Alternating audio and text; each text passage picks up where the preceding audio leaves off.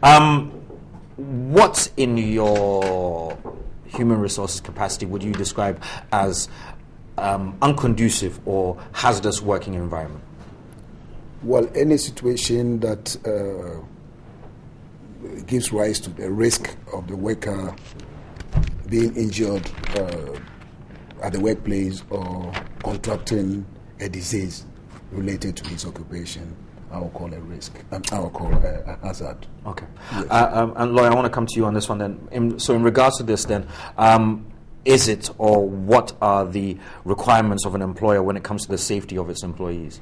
An employer has a responsibility and an obligation under the law to provide every worker that works at his whether office or shop or factory safe, healthy, and conducive working environments. It's an obligation that is constitutionally guaranteed. Okay. So in this regard, then, once we've realized what some of the hazards or the health and safety issues are, we've gathered that it is the employer's obligation to ensure that there is a healthy and safe environment. Where does the Human Resources Department fit into this then, within that company or that structure? Well, human resource is there to manage all the people-related matters, the welfare, the safety of all employees. And so they are the custodian of the policy that should ensure that every worker is protected from hazards. Okay. So that is the role of HR. All right. So let's just take a slight hypothetical situation. You are the HR department, and there seems to be some kind of a hazard or a health and safety issue that I've brought to your attention. What would be the first point of call then from there? Well, if there is a health and safety department within the organization, that is where I'll raise the matter for the line manager to take it up. Okay. We can escalate it further to management if we are unable to resolve it. Indeed, the law says that the employee himself, on realizing that there is a hazardous situation, must report that matter to his supervisor, okay, and then his supervisor will take it up. Okay, so we're talking immediately then. I mean, as soon as you realize something like this is going on, you have to report it immediately. Absolutely. And the law says that you can even remove yourself from that site. Okay. And the employer cannot terminate you or punish you for removing yourself from that particular circumstance. Okay. So let's just say practically then, I mean, because there are a lot of people who fear the loss of their job in reporting some of these hazardous or situations that may not be good for their health. Clara, can I ask you this then? What would be the cause or what would be the respite for the person who is in that situation if they actually reported an issue and they were to lose their job over it? That would have been a breach of the law because, as just to add to what he says, the requirement is that if the employee notices any danger to his health or safety, he must make a report. He must remove himself from the danger immediately, and then make a report to the relevant department in the organization.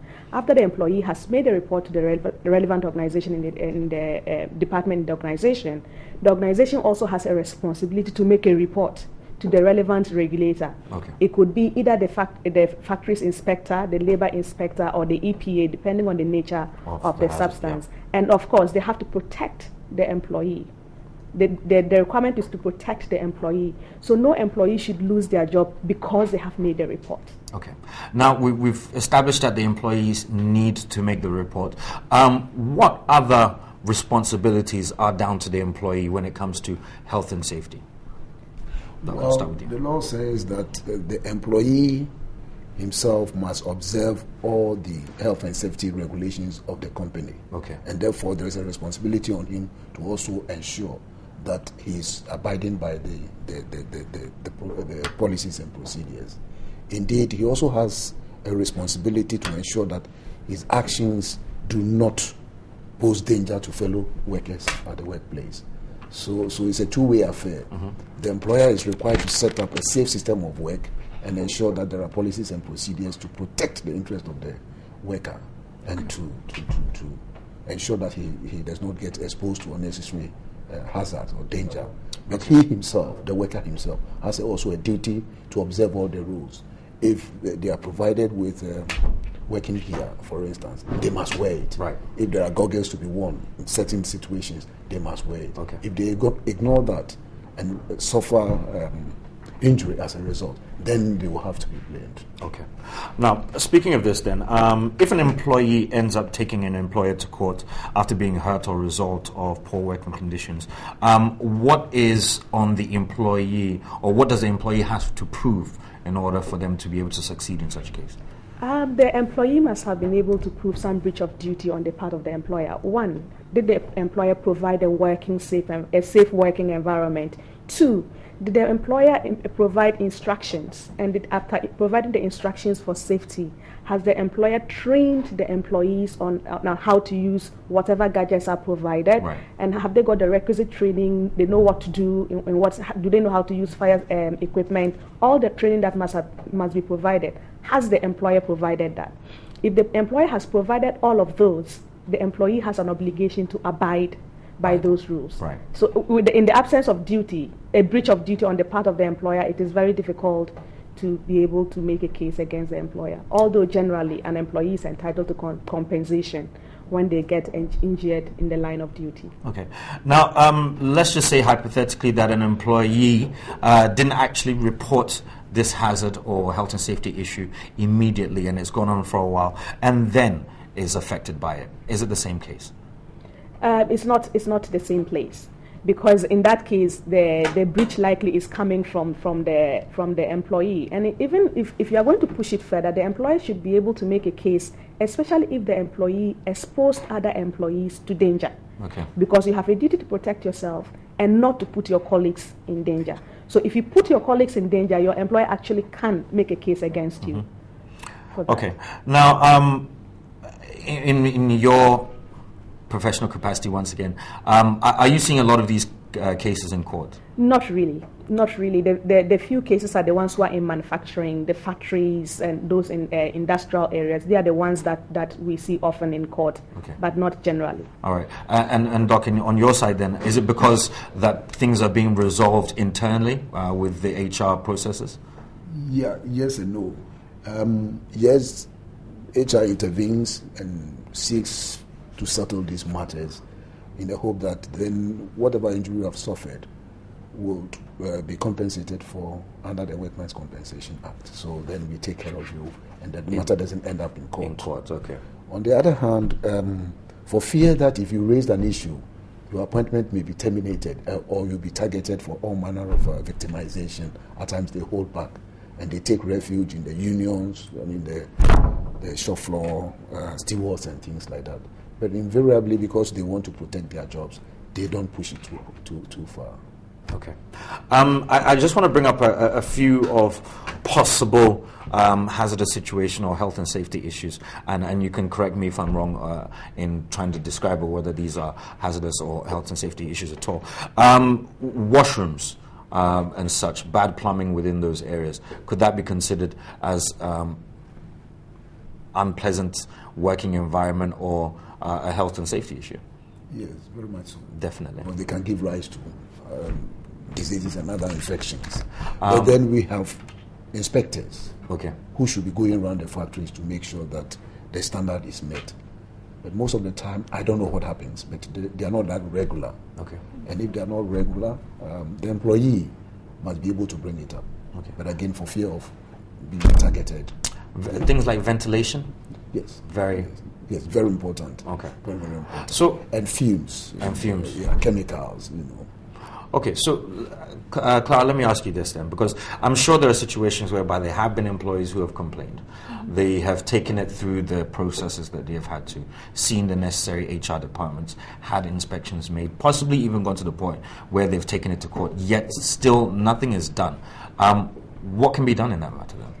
He made it very important about the inspectors. I mean, the law provides for people to inspect, both from the factories, the Department of Factories, as well as the labor inspectors. The question is, are they doing their job? Right. Like he noted, a lot of employees are afraid to lose their jobs. There aren't too many jobs in the system. People have families to feed. You can understand why they are willing to compromise themselves so that they can take care of their families.